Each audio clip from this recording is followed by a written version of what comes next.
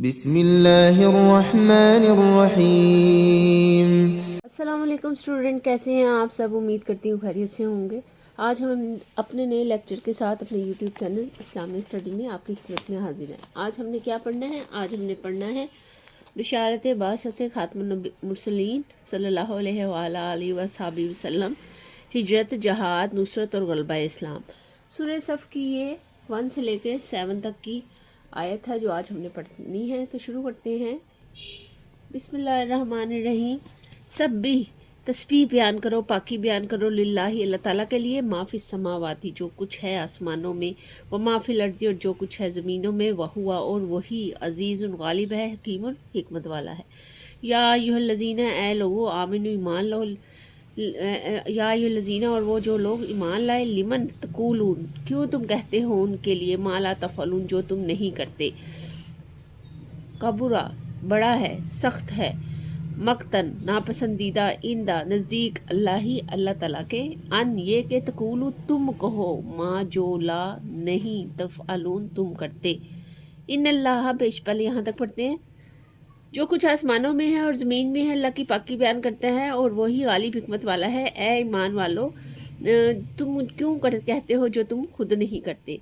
اللہ کے نزدیک سخت اور ناپسندیدہ بات یہ ہے کہ تم وہ کہو جو تم خود نہیں کرتے یا نہیں کرتے۔ ان اللہ بے شک اللہ تعالیٰ یحب پسند کرتا ہے، الذین ان لوگوں کو جو قاتلون جو جھگڑا کرتے ہیں، لڑتے ہیں، جہاد کرتے ہیں، فی سبیل اللہ اللہ تعالیٰ کے راستے میں، صفن صف بستہ ہو کے، کانہم گویا کہ وہ بنیان عمارت ہے، مرصوص سیسا بلائی ہوئی، وائز اور جب کالا کہا جاتا ہے، موسیٰ کو اپنی قومی اپنی قوم سے، جب کہتا ہے موسیٰ اپنی قوم سے، یا قومی اے میری قوم، لما کیوں نہیں تو زنی کیوں تو زننی تم مجھے اذیت دیتے ہو، وقد اور تحقیق تعلمون تم جانتے ہو، انی کہ میں رسول ہوں، اللہ رسول اللہ اللہ کے رسول، علیکم تمہاری طرف، فلما پس جب زاغو انہوں نے کج روی کی، ازاغا کج کر دیے گئے، یعنی اگر انہوں نے تنگی کی تو تنگ کر دیے گئے، اللہ تعالیٰ نے، قلوبہم ان کے دلوں کو، واللہ اور اللہ تعالیٰ لا یہدی نہیں ہدایت دیتا، قوم الفاسقین نافرمان قوم کو۔ اور اس جب کالا کہا عیسیٰ نے، ابن مریم بیٹا ہے مریم کا، یا بنی اے بنی اسرائیل اسرائیل، انی بے شک میں رسول اللہ رسول ہوں اللہ کا، علیکم تمہاری طرف، مصدقاً تصدیق کرنے والا، لما اس کی بینہ جو مجھ سے، یدیہ پہلے ہے، من التوراتی تورات سے، وہ مبشراً اور خوشخبری دینے والا ہوں، برسول ایک رسول کی، وہ یاتی وہ آئے گا، من بعدی میرے بعد، اسمہ نام اس کا، احمد ہوگا، فلما پس جب جاءہم وہ آئے ان کے پاس، بالبینات واضح دلائل کے ساتھ، کھلی نشانیوں کے ساتھ، اور قالو کہا انہوں نے، ھذا یہ سحر جادو ہے، سحر جادو ہے، مبین کھلا، ومن اظلم اور کون، اظلم بڑا ظالم ہے، ممن اس سے جو، افطرا جھوٹ بولے، بہتان باندھے، اللہ اللہ تعالیٰ پر، کاذبہ جھوٹ، وہوا اور وہی، یدعا بلایا جاتا ہے، الاسلام اسلام کی طرف، وہی اور اللہ تعالیٰ لا یہدی نہیں ہدایت دیتا، قوم الظالمین ظلم کرنے والے قوم کو، ظالم لوگوں کو۔ ٹھیک ہے، یہاں سے ہم دوبارہ پڑھتے ہیں۔ بے شک اللہ تعالیٰ پسند کرتا ہے ان لوگوں کو جو اس کے راستے میں سب بستہ ہو کر لڑتے ہیں، گویا کہ وہ سیسا پلائی ہوئی دیوار ہے۔ اور جب ان سے کہا جاتا ہے، جب موسیٰ نے اپنی قوم سے کہا کہ اے میری قوم، تم مجھے کیوں تکلیف دیتے ہو اور تم جانتے ہو کہ میں تمہاری طرف اللہ تعالیٰ کا رسول ہوں، بس جب انہوں نے کج روی کی تو اللہ تعالیٰ نے ان کے دلوں کو کج کر دیا، اور اللہ تعالیٰ نہیں ہدایت دیتا نافرمان قوم کو۔ اور جب مریم کے بیٹے نے کہا، اے بنی اسرائیل، بے شک میں تمہاری طرف رسول بنا کر تصدیق کرنے والا بھیجا گیا ہوں، اور تم تورات مجھ سے پہلے موجود ہے، اور ایک ایسے رسول کی خوشخبری دینے والا ہوں جو میرے بعد آئے گا، اس کا نام محمد ہوگا، اور پھر جب اس کے پاس واضح دلائل ہوں گے یا وہ واضح دلائل کے ساتھ آئے گا تو لوگ کیا کہیں گے، کافر کیا کہیں گے کہ یہ کھلا جادو ہے۔ ومن ازلم، اور کون اس سے بڑا ظالم ہو سکتا ہے جو اللہ تعالیٰ پر جھوٹ بالے اور وہ اللہ تعالیٰ کی طرف، اسلام کی طرف بلایا جاتا ہے اور اللہ تعالیٰ لوگوں کو، ظالم لوگوں کو ہدایت نہیں دیتا۔ یہاں تک ہو گیا۔ آگے کیا آ گیا ہمارا ایز یوزول، جیسے کہ عربی قواعد۔ پہلے آپ نے ان ساروں کی جو اوپر ہے، ان ساروں کی آپ نے ایک بار وہ کر لینی ہے، مشق کر لینی ہے ساروں کی، تاکہ آپ کو آسانی سے سمجھ آ جائے۔ پھر ہم کریں گے عربی قواعد، ٹھیک ہے۔ عربی قواعد میں کیا آئے گا؟ عربی قواعد میں آئے گا فعل ماضی سبح، آمنو، کالا، زاگو، ازاگا، کالو۔ فعل مضارع میں ہے تقولون، تفعلون، یقاتلون، تعلمون، یہدی، یدعا، یاتی۔ مرکب توصیفی میں ہے بنیان مرصوص، سحر مبین، القوم الظالمین۔ اور مرکب اضافی میں ہے رسول اللہ، عیسیٰ ابن مریم، ٹھیک ہے۔ یہ سارے اس میں آ جاتے ہیں۔ آگے ہمارے پاس آ جاتا ہے حروف جر میں للہ میں لام، فی، لیکم میں الہ، کم اور ضمیر ہے، الہ لما میں لام، من، باللہ میں با، بینات میں با، لقومہ اور لکم میں لام، اور زمائن میں ہے ہوا، قلوبہم میں ہم، ھذا لکم میں کم، لقومہ اسمہ، جاہم، قلوبہم، کلہ، سبیلہ، نورہ، اور رسولہ میں ہی یا ہو ضمیر ہے۔ اب اس کی تشریح آ جاتی ہے۔ آیت نمبر 1 میں تسبیح خداوندی اور طاقت خداوندی کلام کا آغاز اس انداز میں اس لیے کیا گیا ہے تاکہ پڑھنے یا سننے والوں کو اس بات کا اچھی طرح سے احساس ہو جائے کہ اللہ تعالیٰ ہر چیز سے بے نیاز ہے، اس کی خدائی، اس کی کسی کے امر کی محتاجی لوگ اس کو تسلیم کریں گے تو اس کا وجود ثابت ہو سکے گا، ٹھیک ہے۔ اور بلکہ حقیقت یہ ہے کہ کائنات کی ہر چیز ہمیشہ اس چیز کے برملا اعلان کیا ہے کہ اس کے خالق اور پروردگار ہر عیب، ہر نقص، ہر کمزوری اور خطا سے پاک ہے۔ وہ اپنی ذات، صفات، اعمال میں پاک ہے اور ہر قسم کے اعمال میں بھی پاک ہے۔ اب یہاں پہ کون سی آیت آئی ہے؟ یہاں پہ آئی ہے وَاذْكُرْ رَبَّكَ كَثِيرًا وَسَبِّحْ بِالْعَشِيِّ وَالْإِبْكَارِ۔ اللہ کا بکثرت ذکر کرو، اس کی پاکی اور شام اور صبح میں بیان کرو۔ آپ کو پتہ ہے سورۃ جو ہے مسبحات، سورہ مسبحات کون سی ہیں؟ جو اللہ کے نام سے شروع ہوتی ہیں، اللہ کی تسبیح سے، اللہ کی پاکی سے شروع ہوتی ہیں، اسے سورۃ المسبحات کہتے ہیں۔ یہ یاد رکھیے گا اور لکھ لیجئے گا۔ اور طلوع و غروب میں ہونے سے قبل کرتا رہا ہے۔ اس کے علاوہ عزیز، حکیم جو الفاظ استعمال کیے گئے وہ اس سے واضح ہوتا ہے کہ بات صرف اتنی ہی نہیں کہ وہ عزیز اور حکیم ہے، بلکہ حقیقت یہ ہے کہ وہ صرف وہی ایک ہستی ہے جو عزیز بھی ہے اور حکیم بھی۔ بات صرف اتنی ہی نہیں کہ وہ عزیز کے معنی ایسی زبردست اور قادر اور قاہر اور قوت کے ہیں جس کے فیصلے کو نافذ ہونے سے دنیا کی کوئی طاقت نہیں روک سکتی، اور اس کے فیصلے ہر ایک کو طول و کرہن جو ہے وہ تسلیم کرنا پڑتے ہیں۔ حکیم سے مراد وہ جو کچھ بھی کرتا ہے مکمل حکمت اور دانائی کے ساتھ کرتا ہے، اس کی کسی عمل میں نادانی اور جہالت کا شائبہ نہیں ہے۔ آیت نمبر 2، اہل ایمان کو بے عملی پر تنبیہ۔ اس آیت میں اہل ایمان کو خلوص دل سے ایمان لانے کی تلقین کی گئی ہے۔ ایک مسلمان کا دعویٰ ایمان اور اس کے عمل کے مطابق ہونی چاہیے کہ وہ جو کچھ کہتا ہے اس کو دکھانے کی نیت یا ارادہ، یا اس کو چاہیے کہ وہ ایسی بات منہ سے نہیں نکالے کہ اللہ تعالیٰ کی نگاہ میں ایسے بندے سخت غضب کے مستحق ہیں جن کے قول و فعل میں مطابقت نہیں ہے۔ حقیقت میں یہ آیت مومنین اور مخالفین کے فرق کو واضح کرتی ہے۔ قول و فعل کے اس فرق میں واضح ہو جاتا ہے کہ یہ سچے دل سے ایمان نہیں لایا ہے۔ اس لیے حضور اکرم صلی اللہ علیہ وسلم نے ایک جگہ ارشاد فرمایا ہے کہ منافق کی 3 نشانیاں ہیں، ٹھیک ہے۔ وہ نماز پڑھتا ہے، وہ روزہ رکھتا ہو، اور وہ مسلمان ہونے کا دعویٰ بھی پڑے۔ یہ کہ اگر جب بات کرے تو جھوٹ بولے، جب وعدہ کرے تو وعدہ خلافی کرے، اور جب اس کے پاس کوئی امانت رکھی جائے تو اس میں خیانت کرے۔ اگر ہم سورہ صف کے زمانے نزول کے پیش نظر رکھیں تو واضح معلوم ہو وہ جو چاہتا ہے کہ مخلص مومنین اور منافقین کے کردار اور عمل کو واضح کیا گیا کہ کچا انداز بیان سوالیہ قسم کا ہے کہ تم وہ بات کیوں کرتے ہو جو خود نہیں کرتے، مگر اس کا مقصد جو ہے وہ ہے واضح کرنا ہے کہ مومن کے اعمال اور افعال ان کی نظریات کے مکمل آئینہ دار ہوتے ہیں۔ جو لوگوں کے سامنے پیش کرتا ہے اقوال و افعال کی یہ ہم آہنگی ہی تھی کہ جس کی وجہ سے پورا عرب چند سالوں میں فتح ہو گیا۔ آیت نمبر 3 میں کیا آ جاتا ہے؟ تضاد قول اور فعل، یعنی قول و فعل میں مختلف ہونا۔ آیت نمبر 2 میں مومن اور منافقین کے ایمان کے فرق کو بیان کرنے کے بعد اس آیت میں ضعیف الایمان لوگوں کے کردار پر گرفت کی گئی ہے، کیونکہ اس وقت مسلمانوں میں ایسے کئی گروہ موجود تھے، کفار کے وقت کی بات ہو رہی ہے، جو اسلام کے لیے جاں بازی اور سرفروشی کی دعوت کیا کرتے تھے، لیکن جب عملی طور پر آزمائش کا وقت آتا تو منہ پھیر کر بھاگ جاتے تھے۔ ان کی یہ کمزوریاں غزوہ احد کے موقع پر منافقین میں خاص طور پر ظاہر ہوتی تھی۔ منافقین ہر زمانے میں موجود ہوتے ہیں اور ہر وقت میں آپ لوگوں کے سامنے نظر آتے ہیں۔ چنانچہ مفسرین کی اس بات پر اتفاق ہے کہ اس آیت کے ذریعے سے مسلمانوں کی کمزوریوں کے مختلف صورتوں پر گرفت کی گئی۔ مثلاً ابن عباس فرماتے ہیں کہ جب جہاد فرض ہونے سے پہلے مسلمانوں میں کچھ ایسے لوگ تھے جو یہ کہتے تھے کہ کاش ہمیں یہ عمل معلوم ہو جائے جو اللہ کو سب سے زیادہ محبوب ہے تو ہم وہی کریں گے، لیکن جب ان کو بتایا گیا کہ وہ عمل جہاد ہے تو وہ قول پورا کرنا ان کے لیے نہایت تکلیف دہ ثابت ہوا۔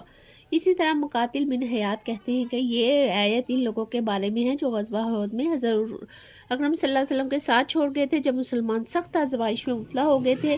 قتادہ رحمۃ اللہ اور ضحاک رحمۃ اللہ کا کہنا ہے کہ کچھ لوگ ایسے تھے کہ جو میدان جنگ میں عملاً تو کوئی کارروائی نہ کرتے تھے، مگر بعد میں ڈینگیں مارتے تھے کہ ہم نے فلاں فلاں کارنامہ سر انجام دیا۔ چنانچہ ایسے لوگوں کی ملامت میں یہ آیت جو ہے وہ نازل ہوئی۔ ٹھیک ہے، اس کے بعد میں قرضے کے بعد واضح ہو جاتی ہے کہ اللہ تعالیٰ کے نزدیک وہ لوگ سخت عذاب و غضب کے مستحق ہیں جو اپنے قول و فعل میں مطابقت پیدا نہیں کرتے۔ آیت نمبر میں آ جاتا ہے 4 میں مجاہد سے محبت الہی۔ اس آیت میں ایک تو ان لوگوں کا بیان ہے جو کہ اللہ کے محبوب، اور دوسرے اس بات کو واضح کیا ہے کہ میدان جنگ میں مسلمان کے لڑنے کا انداز کیسا ہونا چاہیے۔ جہاں تک پہلی بات کا تعلق ہے تو اس آیت میں یہ بات واضح ہو جاتی ہے کہ اللہ کے محبوب اور دل پسند لوگ وہی ہیں جو اس کی راہ میں جان لڑاتے ہیں، ہر قسم کے خطرے سہنے کے لیے تیار ہوں۔ اس لیے اللہ تعالیٰ نے فرمایا فضل اللہ مجاہدین باموالہم وانفسہم علی القاعدین درجۃ۔ نساء کی نمبر 4 جو ہے سورت، اس کا 95 پہ یہ آیت ہے۔ مجاہدین کے ان اموال اور جانوں کی وجہ سے بیٹھنے والوں پر اللہ تعالیٰ کے فضل سے ایک درجہ بڑھتری ہے۔ ایک اور جگہ فرمایا ہے درجات منہ مغفرۃ و رحمۃ، بہت درجوں میں اپنے ہاں بخشش رحمت ہے۔ ٹھیک ہے، بخشش اور رحمت ہے۔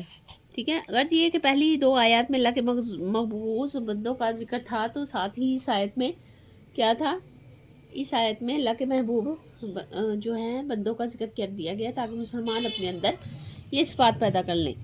جہاں تک دوسری بات کا تعلق ہے تو اس سلسلے میں اہل ایمان کے فوج کی خصوصیات بیان کی گئی ہیں، اور وہ یہ ہیں کہ اہل ایمان کو جو فوج کو پہلی خصوصیت کون سی ہے؟ پہلی خصوصیت ہے کہ یہ ہونی چاہیے کہ خوب سوچ سمجھ کر صرف اللہ کی راہ میں لڑے، اس کے علاوہ کسی دوسرے ایسے مقصد کے لیے نہ لڑے جو فی سبیل اللہ کے ذیل میں نہ آتا ہو۔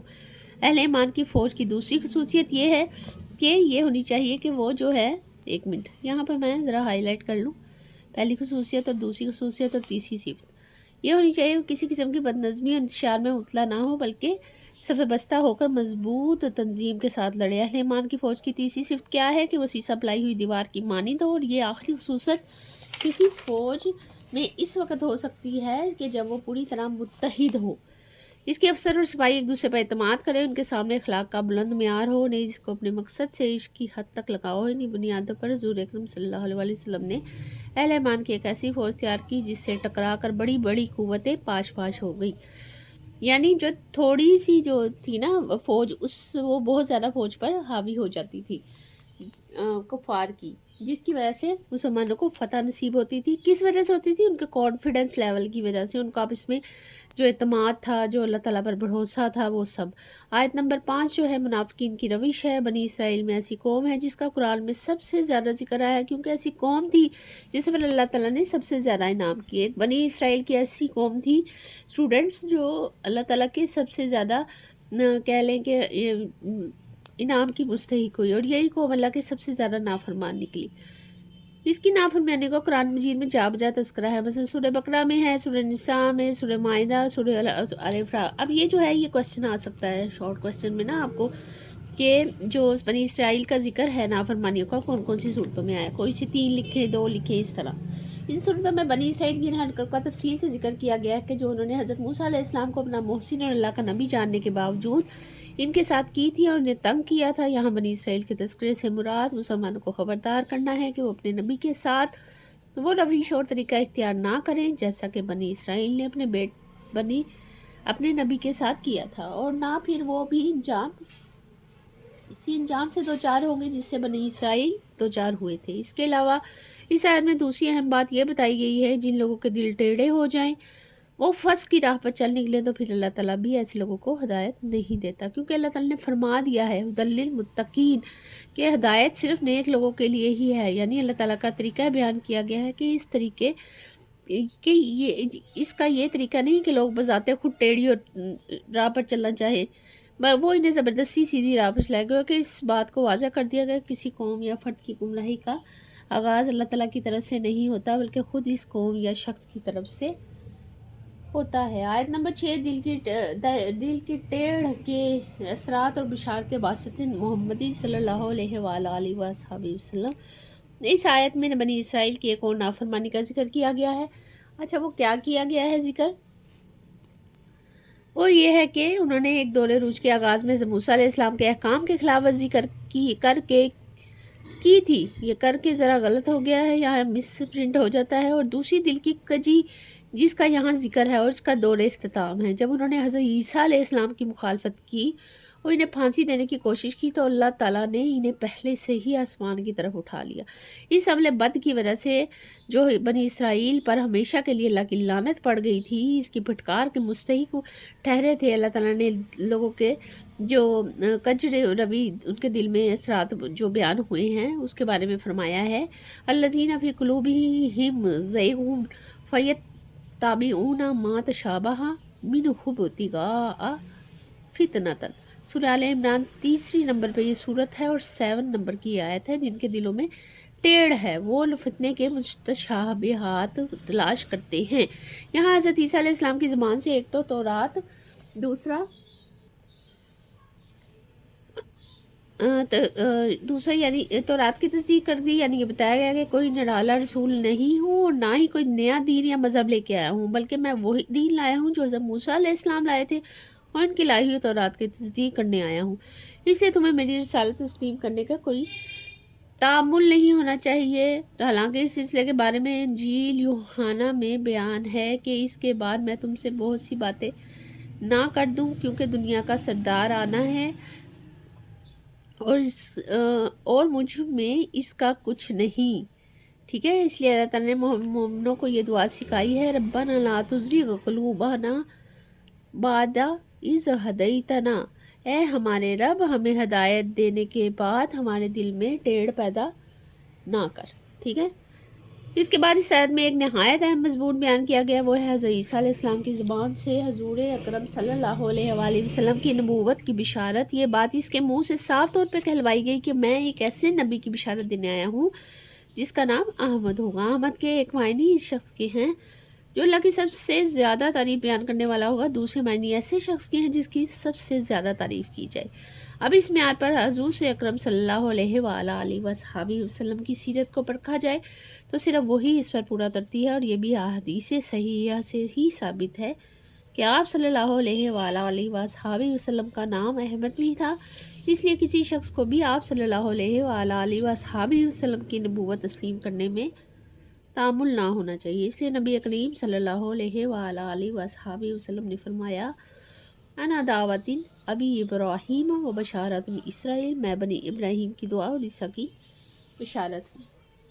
اس کے بعد آ جاتا ہے آیت نمبر 7، یہودیوں کے من گھڑت دعوے۔ اس آیت میں واضح طور پر بیان کیے گئے ہیں کہ وہ شخص سب سے بڑا ظالم ہے جو اللہ پر جھوٹ بہتان لگاتا ہے۔ اگر اس کو پچھلی آیت سے ملا کر پڑھیں تو مطلب ہوگا کہ اللہ کے نبی کو جھوٹا نبی قرار دینا، اس کے لائے ہوئے کلام کو جو اللہ کی طرف سے نازل ہوا ہے اس کے اپنا کلام دینا، اور در حقیقت نبی پر بہتان لگانے والی بات نہیں بلکہ صریحاً اللہ پر بہتان لگانے والی بات ہے، اور ایسا عمل کرنے والا شخص انتہائی ظالم